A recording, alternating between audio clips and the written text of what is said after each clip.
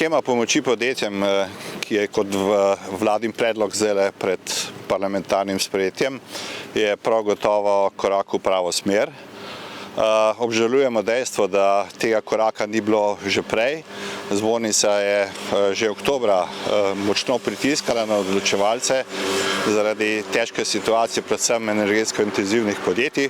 Pa vendarle smo veseli, da do tega prišlo in da bo seveda tudi to, da bodo izplačila nekje realizirana do konca aprila, je pozitivno dejstvo. Predlog vlade sicer zajema nekaj manjši krog upravičencev ali pa bistveno manjši, kot ga je shema, ki jo je zbornica pripravila, predvidevala.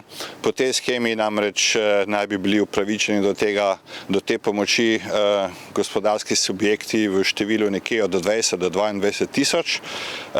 Ta predlog vlade je omejil ta krog upravičencev, saj je osnova za upravičenje struktura odhodkov v višini vsaj 5% v strukturi odhodkov za energente. Predlog zbornice pa je bil 1% od prihodkov in to v letu 2020, dočim vladin predlog kot osnovo zajema leto 2019.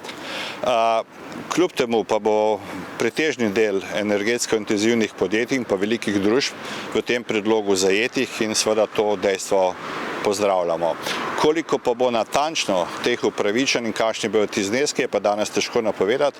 Uredba je šele v pripravi in bo naknadno sprejeta, tako da v tem trenutku tega podatka ne moremo povedati oziroma ga tudi težko ocenjujemo.